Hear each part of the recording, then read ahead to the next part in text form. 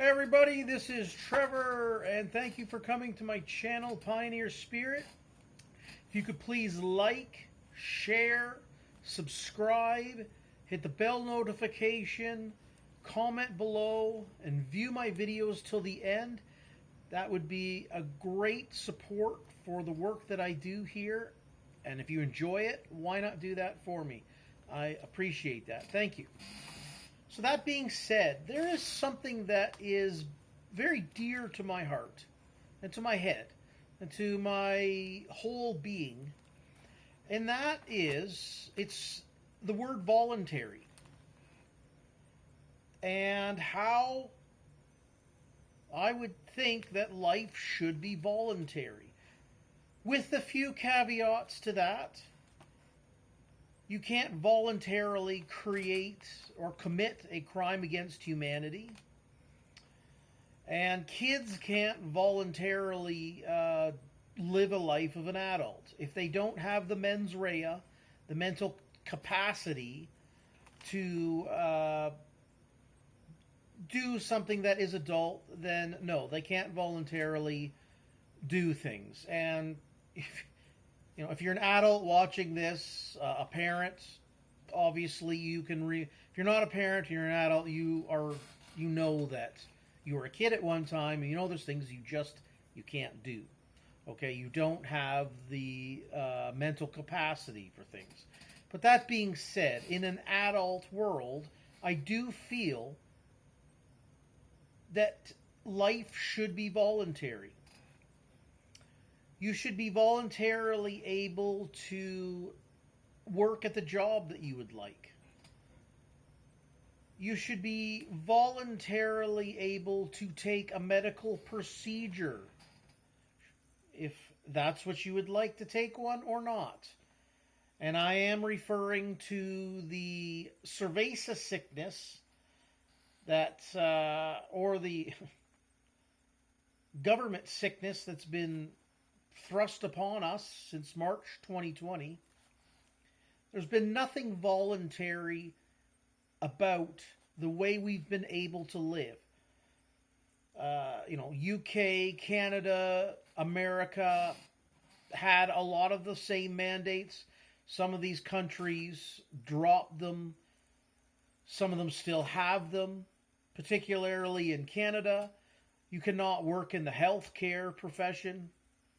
You cannot work in the trucking industry unless you have the arm ticket,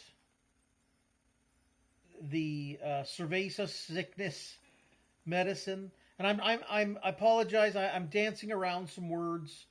I don't know if YouTube or the powers to be sometimes suppress what I'm saying, but what have you. I think everyone knows what I am talking about, unless you've been living under a rock since the winter of 2020. I do feel that everything should be voluntary. And to a certain degree, life is voluntary until it comes to things such as the social contract. You have to accept what a stranger is telling you to do, which particularly is the entity known as government. And politicians will set forth government laws which in reality are nothing more than opinions with guns. And let me say that again to you. Government laws are nothing more than opinions with guns. Are some of them good? Well, if they're the laws that are dealing with crimes against humanity, for sure. But then we add in the tens of thousands of other opinions that a small group of adults will tell the large group of adults how to live. And there's nothing voluntary about that. And I know these concepts of voluntary lifestyles I do talk about in many of my videos, perhaps rub people the wrong way. And if it does, then so be it. This is the philosophy that I love. I absolutely love to share it, and I try to put it into my everyday life, and that's voluntary. You know, I tell my daughter, we're told to share. We tell kids, well, you need to share. You need to share. And kids will ask, like, why? Kids are great. They'll ask questions, why? And, my answer to it is, look, I think sharing is good if it's done voluntarily. If you want to share your money, your time, your food, whatever it is that you want to share, if you're doing it because you want to do it, because you're voluntarily doing it, that's great. But when you're forced to share your time, your money, whatever it is that you have, that's not sharing. That's coercion. That's force. It's against everything that we teach kids. Yet on a daily basis, I ask this question: at what percentage is taxation voluntary? And I know this is rubbing people wrong. I hope it's waking people up. I ask these questions because I believe in questioning everything anyways. So I ask people, at what percentage is taxation voluntary? There is no percentage that's voluntary. If you don't pay your taxes, well, you get in trouble. So is that voluntary? I love to pose this question to everyone, and is what you're doing in life voluntary? How much of your life is voluntary? And really, the one organization that I come up with that doesn't allow you to live your life voluntarily is government. And I know people are like, well, how would we live without government? Quite honestly, sometimes I don't know, and I don't have the solutions to everything. But I do have, if we're going to live by a social contract, then I think the best social contract that we've ever had that's been drafted up would be the United States Constitution. And again, I've said this before, I'll say it again, if we can have people voluntarily get together and say, we'll maintain the U.S. Constitution. You can't have any laws above or beyond what the original document was wrote up to be, and that was so that the individual could be happy and prosper. But of course, we bring in the institution of government, and it just becomes what we have today, the Leviathan, the giant parasitic organism that it is, draining people of their natural born right to live. As long as, because people ask me, well, you can't just have everything voluntary, as long as we have to educate people on crimes against humanity. You can't commit that. And if government is stopping you, if that's the only reason why you don't commit a crime against humanity, I mean, I don't know what to say about those kind of people. I mean, could you live a moral and ethical life without government? I certainly could. But I know this is a heavy video for people. I know it's a very, very heavy subjects that I come out with, and that's just what I like. Some of my videos are lighthearted, but this kind of a video I'm making, entitled Everything Voluntary, I know it's a heavy video, but I'm just trying to get people to think. I get myself to think, and I think every day. I go, what could be voluntary in life? What can we get away with? Okay, maybe we can't have a society without government.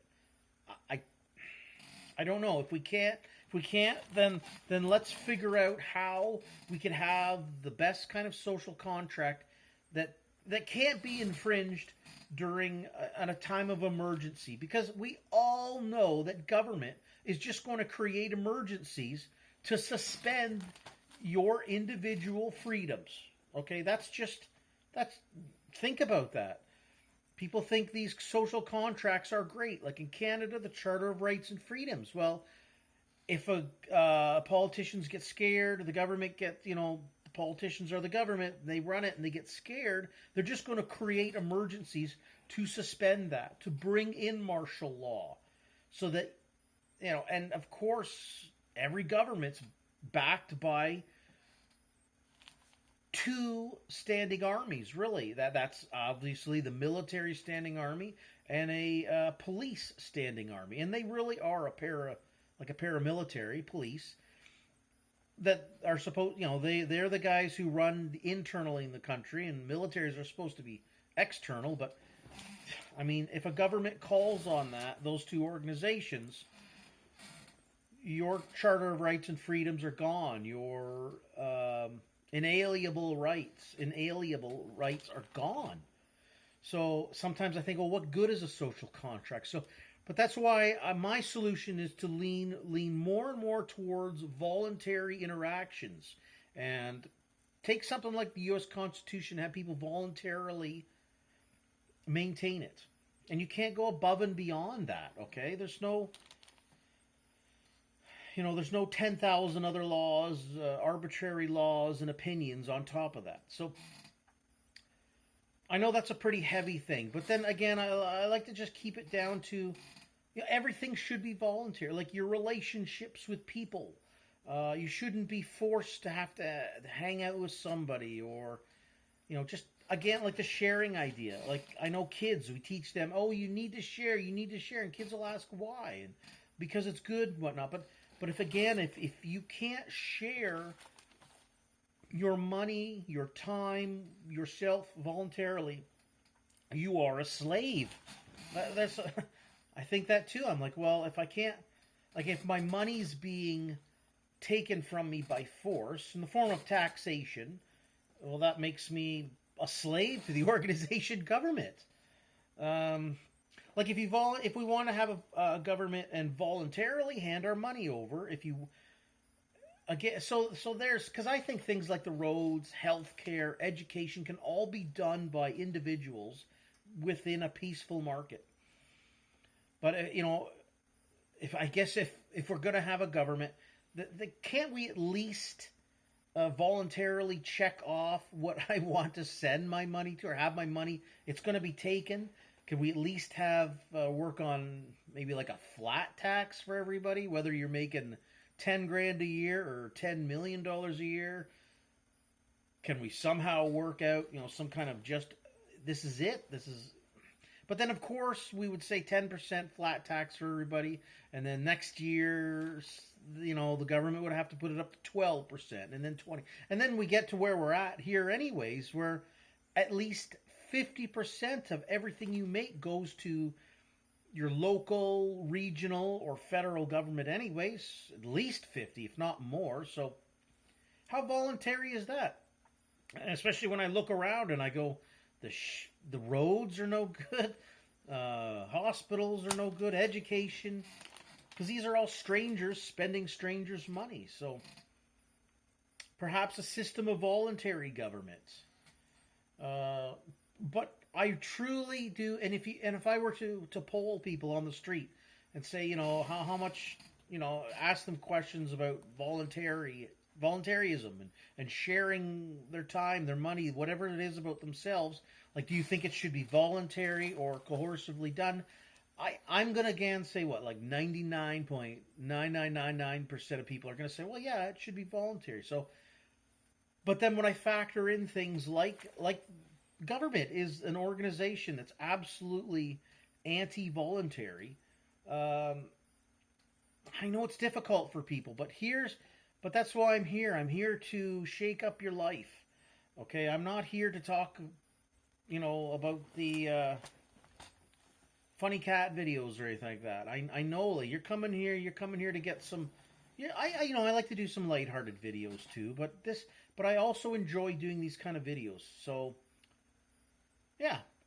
So comment below, how much of life do you think should be voluntary? And question me if whether you think, I don't think there's anything voluntary about government. It's the one organization on this planet that's just, there's nothing voluntary. Like even religion, people will scoff against that, and I'll say, well, I don't have to go to an Anglican church, a Pentecostal church, or church of whatever. I mean, it's all, but there's really nothing voluntary about government. It's anti-voluntary, and voluntary to me means freedom, freedom for the individual to flourish.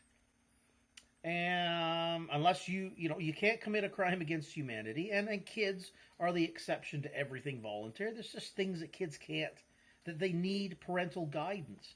But that's why I'm here to make these kind of videos to educate you on, like crimes against humanity. You have to learn them, and you have to learn that it's not moral and ethical to commit those kind of crimes. Look into them. What crimes against humanity there are. I mean, your big ones, your murder, taking advantage of another person physically. I have to dance around that word, but assault and theft. These are crimes against humanity that need to be dealt with. How do we deal with that in a world without government? Well, that's a loaded question. It's a big question, but if, like I say, perhaps a government could. We could have some people maintain the justice system like that, but I don't know. It's such a difficult question, I know, but I do want people to look at living and looking at their life and just examine your life in a daily basis and go, what in my daily life is voluntary and what is done to me by force? Okay, so that's what I'd like to leave you today with. When you're examining your life on a daily basis, going about your business, go, is what I'm doing voluntary, or am I being completely coerced under the threat of violence to do what I'm doing? So I'll leave you with that. And listen, I hope everybody's doing as well as they can. And I'll talk to you later. And I hope that everybody's doing well, and stay free.